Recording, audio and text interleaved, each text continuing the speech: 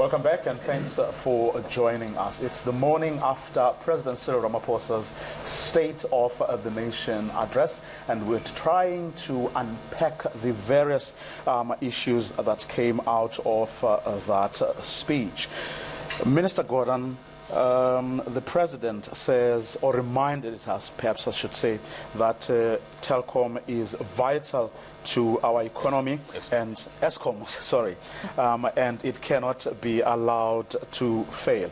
Now, you are going to table this special appropriation bill very urgently. Take us through the thinking there and what it is exactly that you'll be trying to do. So, firstly, it's the Minister of Finance who tables the special appropriation bill, because our constitution requires that all money bills are tabled by the Minister of Finance. Yes.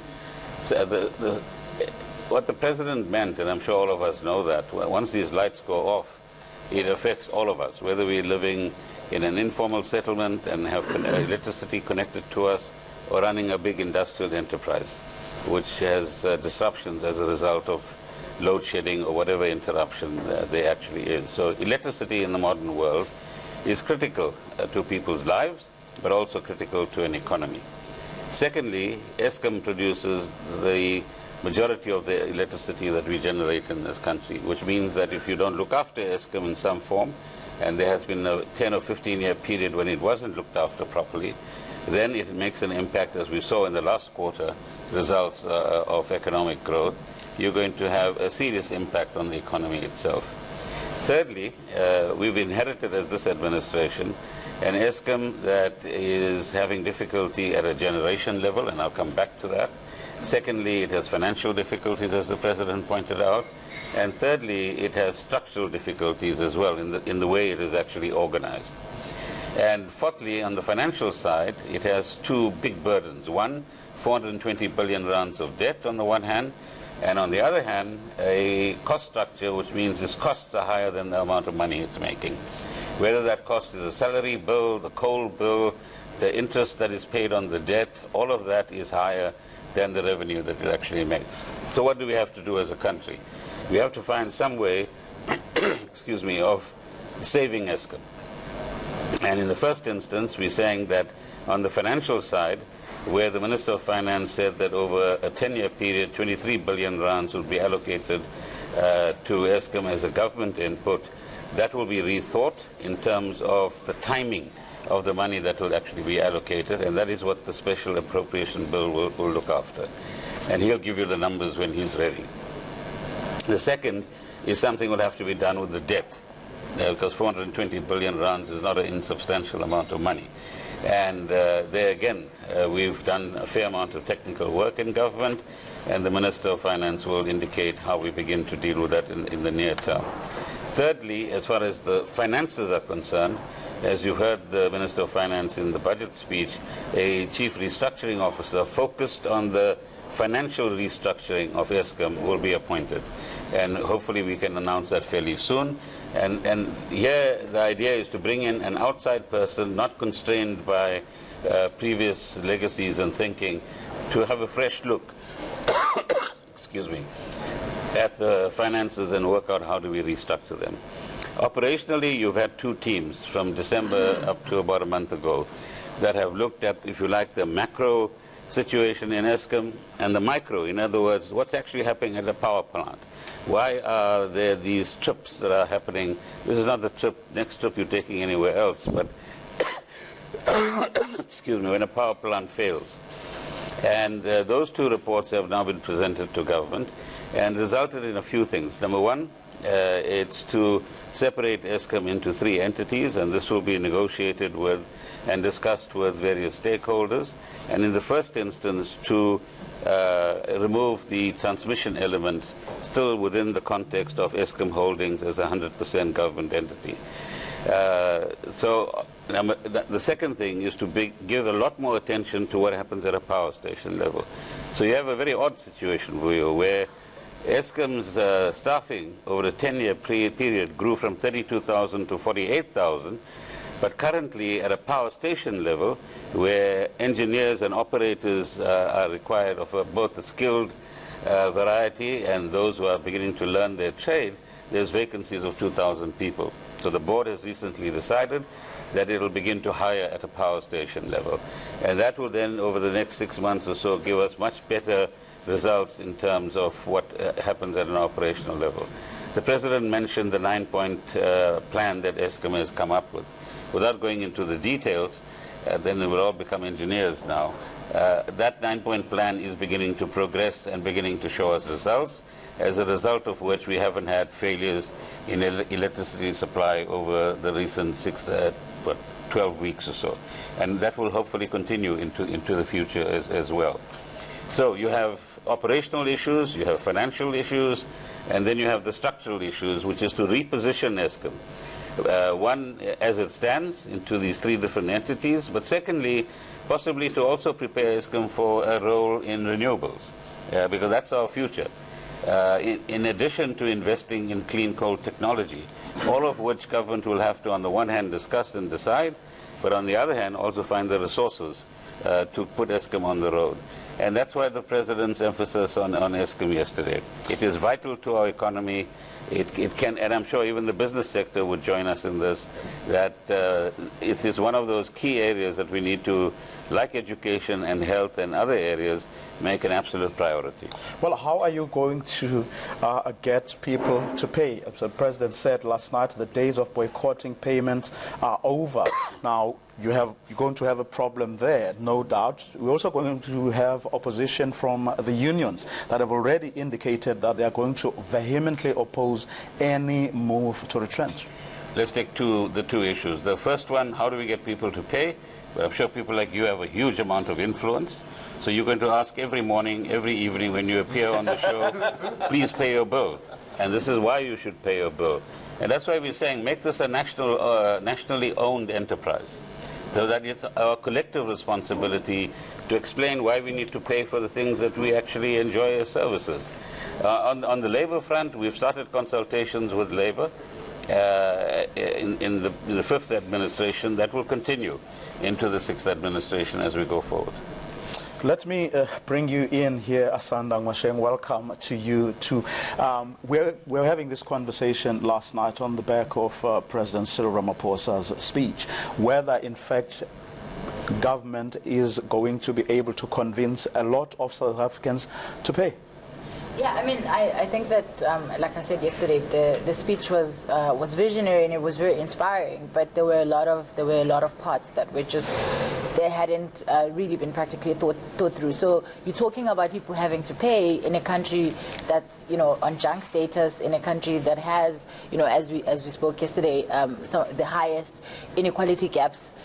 People are unemployed. Like, how are people going to pay when they're unemployed? How are people going to pay for electricity? How are people going to pay for water, for example, when you've got areas like in the Western Cape, they've even scrapped the free water that people used to get.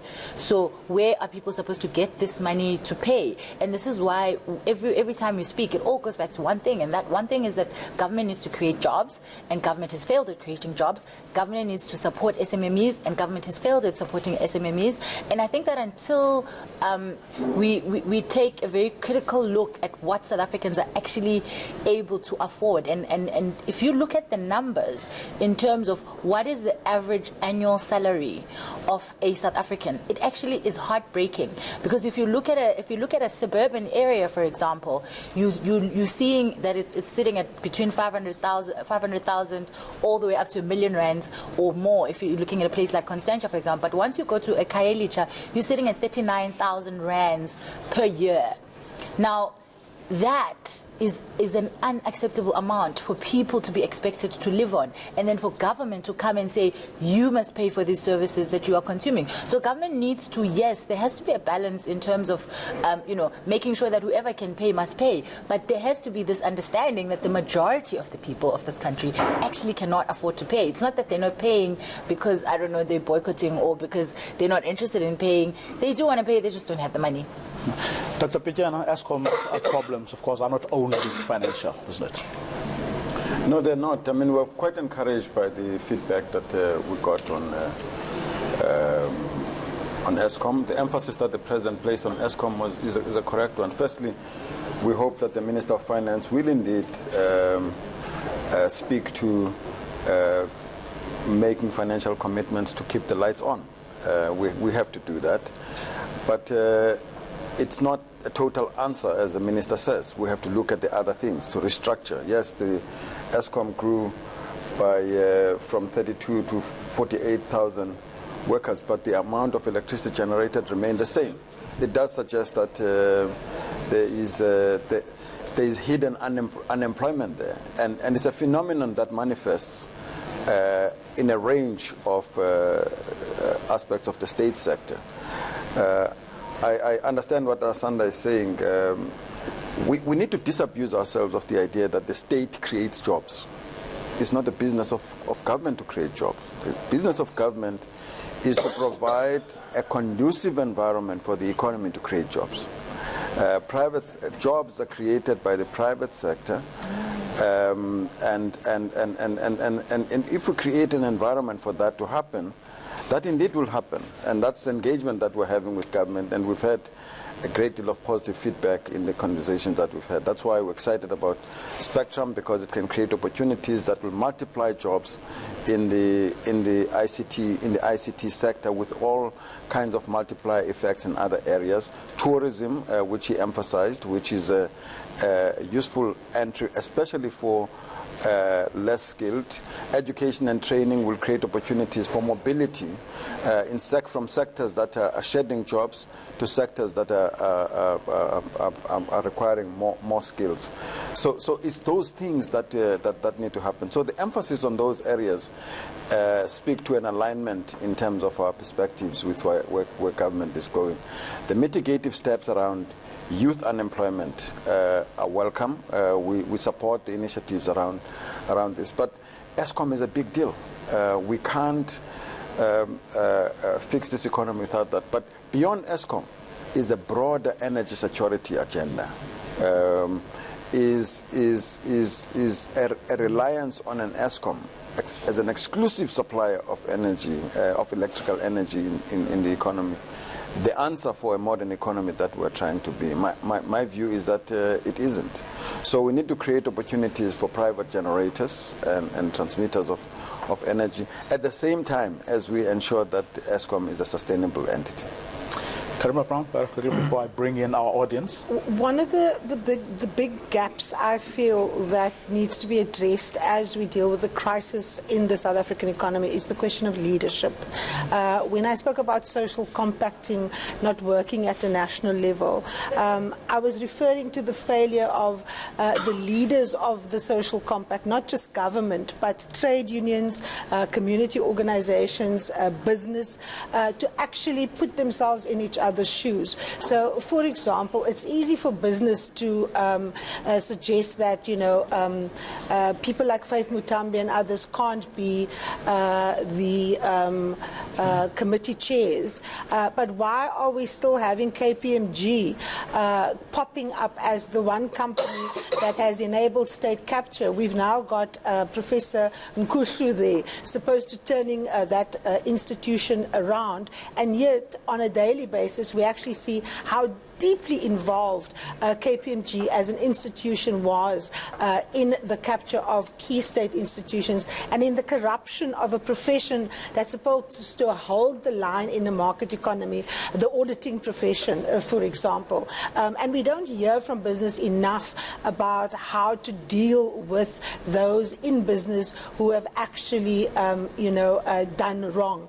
And Sipho Pichana is shaking his head, and I'm not sure if he's shaking his head in agreement or disagreement, but I feel that the point is politicians can't be corrupt if there aren't business people corrupting them and offering the bribes. And we need to ask ourselves the question, what kind of business leadership do we want in South Africa? Do we want a business leadership that has the spine to sit at the table and speak to the issues like the trade unions have to do, take defeats on the chin when they can't get what they want, or do they want to have the golf day, even if it's raining, so they can talk under the table and so that they can get the deals that we can't talk about. So for me, that is the one question. The other question is the trade unions.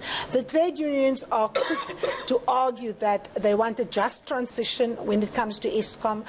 They want the bailout when it comes to the SABC. But let's look at the leadership of some of the trade unions who were actually complicit in state capture. If you look at a union like NUM, for example, its role in state capture at Eskom. If you look at a union like the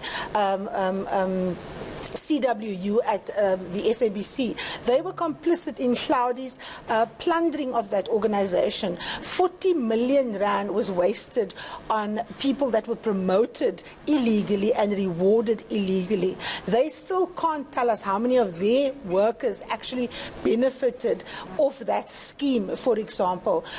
So there needs to be an acceptance that the political elite across the board has benefited off this project of state capture, and now needs to actually, besides doing a mea culpa, actually needs to show the leadership and stop doing the blame game and take on the responsibility of actually owning some of the mistakes and making sure that they don't happen again. And then just on the question of young people, I mean, it's one thing to say that we are going to extend the public youth service, for example, to, 50,000, if I'm not sure.